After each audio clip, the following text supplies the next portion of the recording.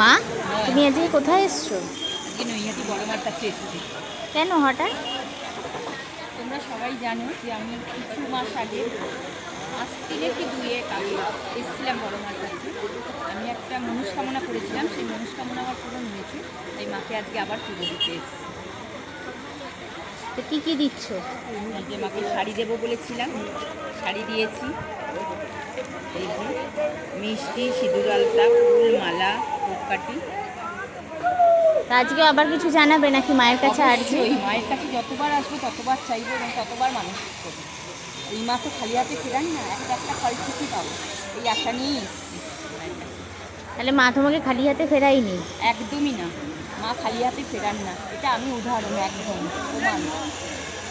তো তাহলে চলো, তার মানে কথায় আছে ধর্ম হোক যার যার, বড় মা সবার। একদম সবার জন্যে মা।